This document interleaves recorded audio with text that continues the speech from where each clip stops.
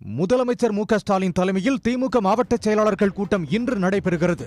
இது தொடர்பாக கட்சியின் பொதுச் செயலாளர் துரைமுருகன் வெளியிட்டுள்ள அறிக்கையில், வியாழக்கிழமை காலை 10 மணிக்கு காணொலி வாயிலாக இந்த கூட்டம் நடைபெறும் என தெரிவிக்கப்பட்டுள்ளது. ஓரணியில் தமிழ்நாடு உறுப்பினர் சேர்க்கை தொடர்பாக கூட்டத்தில் விவாதிக்கப்பட இருப்பதால் மாவட்ட செயலாளர்கள் அனைவரும் தவறாமல் கலந்து கொள்ள வேண்டும் என்று அவர் கேட்டுக் கொண்டுள்ளார். தமிழ்நாட்டில் பொது இடங்களில் அனுமதியின்றி வைக்கப்பட்டுள்ள கொடிக்கம்பங்களை அகற்ற உத்தரவிடப்பட்ட வழக்கில் தங்களையும் இணைத்து விசாரிக்க மார்க்சிஸ்ட் கம்யூனிஸ்ட் கட்சி மாநில செயலாளர் சண்முகம் சார்பில் மேல்முறையீடு செய்யப்பட்டது. மனுவை விசாரித்த சென்னை உயர்நீதிமன்ற நீதிபதி ஜி.ஆர். சுவாமிநாதன் அமர்வு வழக்கை 3 நீதிபதிகள் கொண்ட அமர்வுக்கு மாற்ற தலைமை நீதிபதிக்கு பரிந்துரைத்தார்.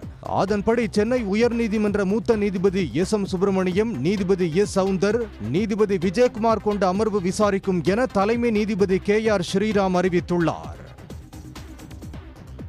கிருஷ்ணகிரி அருகே 2 கைகளை இழந்த மாணவர் கீர்த்தி வர்மாவின் குடும்பத்தினருக்கு கலைஞர் கனவு இல்ல திட்டத்தின் கீழ் வீடு கட்டுவதற்கான ஆணையை வழங்கி வீடு கட்டும் பணியையும் மாவட்ட ஆட்சியர் தொடங்கி வைத்தார்.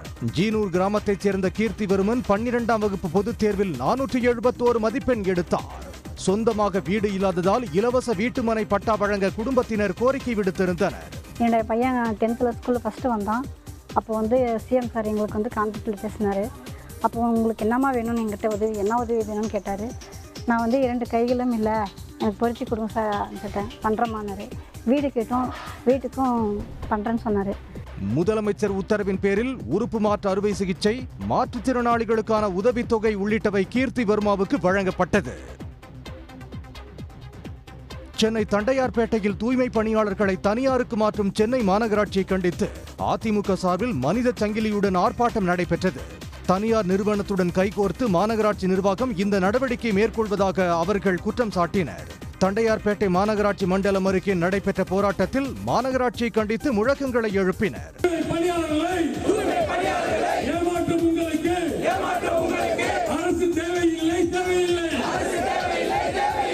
தூய்மை பணியாளர்களை பணியிடை நீக்கம் செய்வதால் தூய்மை பணியாளர்கள் வஞ்சிக்கப்படுவதாக குற்றம் சாட்டினர். காட்டுமன்னார் கோயிலில் எடப்பாடி பழனிசாமி பிரச்சாரம் காரணமாக பேருந்து நிலையத்தில் இருந்து வந்த பேருந்துகளை தடுத்து நிறுத்தி அதிமுகவினர் ரகளையில் ஈடுபட்டதாக புகார் எழுந்துள்ளது.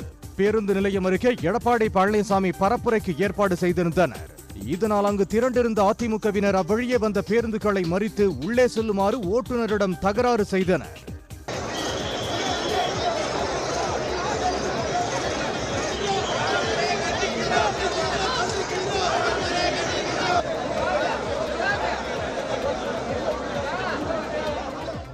சமாதானப்படுத்த வந்த போலீசாரிடம் அதிமுகவினர் கடும் வாக்குவாதத்தில் ஈடுபட்டதால் பரபரப்பு ஏற்பட்டது.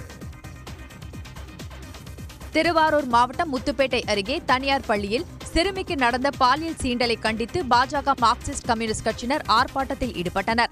கள்ளிக்குடி பகுதியில் தனியார் பள்ளியில் படிக்கும் 4.5 வயது குழந்தையிடம் அதே பள்ளியில் படிக்கும் 12ஆம் வகுப்பு மாணவன் பாலியல் சீண்டலில் ஈடுபட்டதாக கூறப்படுகிறது. இதனை அடுத்து அந்த மாணவனை கைது செய்த போலீசார் சீர்திருத்த பள்ளியில் அடைத்தனர். இந்நிலையில் இந்த பள்ளி நிர்வாகத்தை கண்டித்து பாஜக மார்க்சிஸ்ட் கம்யூனிஸ்ட் கட்சியினர் ஆர்ப்பாட்டத்தில் ஈடுபட்டனர். பள்ளி சீர்கேட்டை கண்டிக்கிறோம்.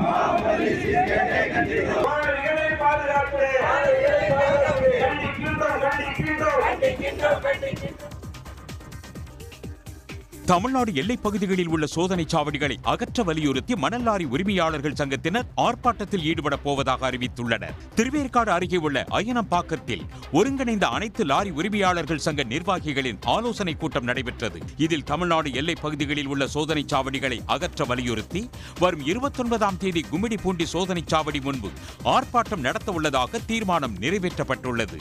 தமிழகம் முழுவதும் இருக்கக்கூடிய செக்போஸ்ட், பார்டர் செக்போஸ்ட் எடுக்க வேண்டும் என்பதை முன்னிட்டு மாநில லாரி உரிமையாளர் சங்கம் அறிவித்திருக்கும் 29ஆம் தேதி திருவள்ளூர் கும்மிடிப்பூண்டியில் இருக்கக்கூடிய பார்டர் செக்போஸ்டை எடுக்க வேண்டும் என்ற கோரிக்கை வைத்து ஒரு ஆர்ப்பாட்டத்தை மாநில லாரி உரிமையாளர் சங்கம் அறிவித்திருக்கிறது.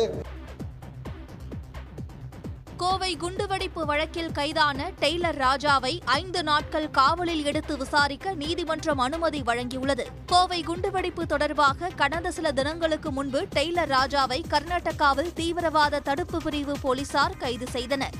இதையடுத்து டெய்லர் ராஜாவை கோவை நீதிமன்றத்தில் போலீசார் ஆஜர்படுத்தினர். இந்த வழக்கை விசாரித்த நீதிமன்றம் அவரை 5 நாட்கள் காவலில் எடுத்து விசாரிக்க தீவிரவாத தடுப்பு பிரிவுக்கு அனுமதி வழங்கி உத்தரவிட்டது. மணப்பாறை அருகே கடை முன் நிறுத்தி வைத்திருந்த இருசக்கர வாகனம் திருடு போனது அப்பகுதி மக்களிடம் அதிர்ச்சியை ஏற்படுத்தியுள்ளது. துவரங்குறிச்சி அதிகாரத்தைச் சேர்ந்த சக்திவேல் என்பவர் பெரிய பள்ளிவாசல் பின்புறத்தில் தனது இருசக்கர வாகனத்தை நிறுத்தியிருந்தார். வேலைகளை முடித்துவிட்டு வந்து பார்த்தபோது வாகனம் காணாமல் போனது தெரிய வந்தது. லுங்கி அணிந்த நபர் ஒருவர் வாகனத்தை திருடிச் சென்ற சிசிடிவி காட்சி வெளியாகியுள்ளது.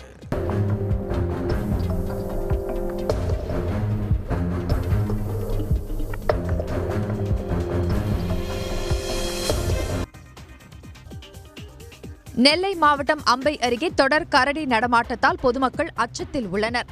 கல்லிடைக்குறிச்சி, தெற்கு பாப்பான்குளம் உள்ளிட்ட பகுதிகளில் அவ்வப்போது கரடி நடமாட்டம் இருந்து வருகிறது. தொடர்ந்து கல்லிடைக்குறிச்சியில் சாஸ்தா கோவிலில் கரடி ஒன்று சுற்றித் திரிவது அங்குள்ள சிசிடிவியில் பதிவாகியுள்ளது. கடந்த சில தினங்களுக்கு முன்பு அதே சாஸ்தா கோவிலில் கூண்டு வைத்து பிடிக்கப்பட்ட கரடி அடர்ந்த வனப்பகுதிக்குள் விடப்பட்டது. தற்போது மீண்டும் அதே பகுதியில் மற்றொரு கரடி நடமாடுவதால் அதனை அடர்ந்த வனப்பகுதிக்குள் விடுமாறு அப்பகுதி மக்கள் கோரிக்கை விடுத்துள்ளனர். ஆடி மாதம் தொடங்க உள்ள நிலையில் கூடலூர் சுற்றுவட்டார கிராமங்களில் நெல் நடவு செய்யும் பணியில் விவசாயிகள் ஆர்வத்துடன் ஈடுபட்டுள்ளனர். தென்மேற்கு பருவமழை தொடங்கியது முதலே நீலகிரி மாவட்டத்தில் மழைப்பொழிவு எதிர்பார்ப்புக்கு அதிகமாகவே இருந்து வருகிறது. இந்நிலையில் ஆடி மாதம் தொடங்குவதை முன்னிட்டு கூடலூர், குனில்வயல், அல்லூர் வயல், வன்வயல் உள்ளிட்ட கிராமங்களில் நெல் நடவு பணிகளில் ஆர்வத்துடன் ஈடுபட்டு வருகின்றனர்.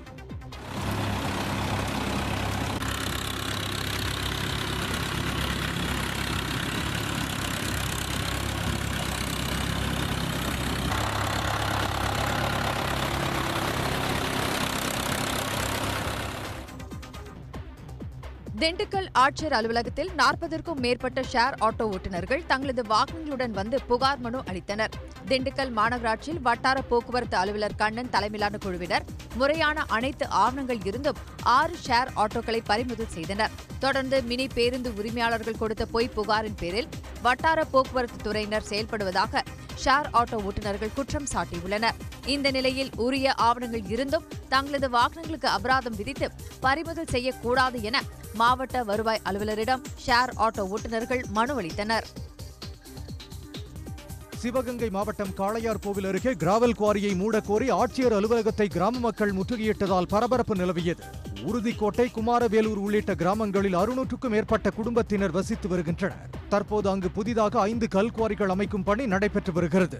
மணல் குவாரியை தடை செய்ய வேண்டும் என்று நீதிமன்றத்தை நாடியுள்ள கிராம மக்கள் மணல் அள்ளுவதற்கு எதிர்ப்பு தெரிவித்து ஆட்சியர் அலுவலகத்தில் மனு அளித்தனர். இதனையடுத்து குவாரி பணிகள் தற்காலிகமாக நிறுத்தி வைக்கப்பட்டுள்ளன.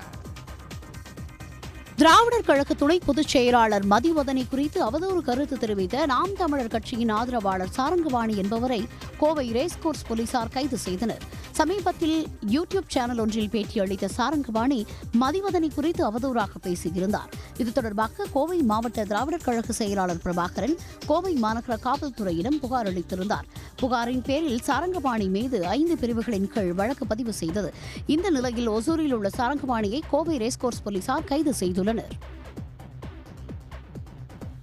கூடலூர் அருகே தேசிய நெடுஞ்சாலையை ஒன்றன் பின் ஒன்றாக காட்டு யானைகள் கடந்த காட்சி வெளியாகியுள்ளது.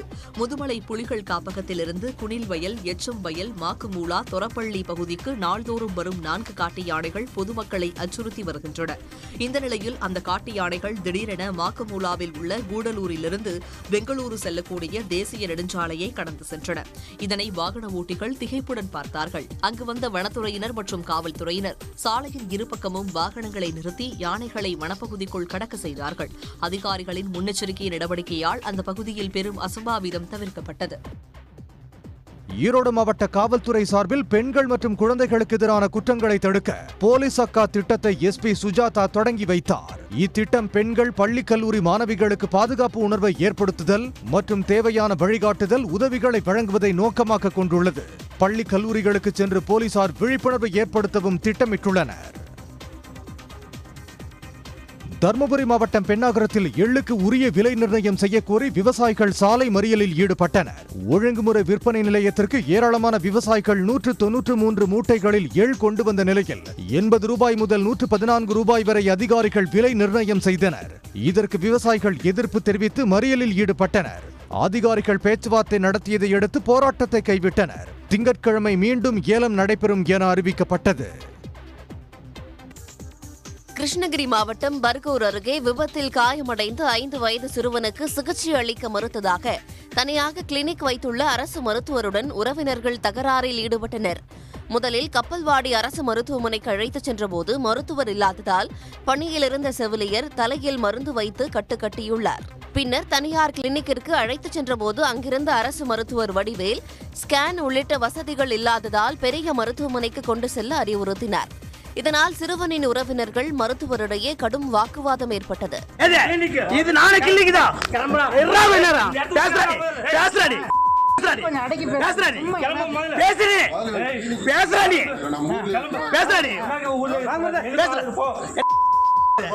உடனுக்குடன் செய்திகளை தெரிந்து கொள்ள சன் நியூஸ் பெல் ஐகானை கிளிக் பண்ணுங்க.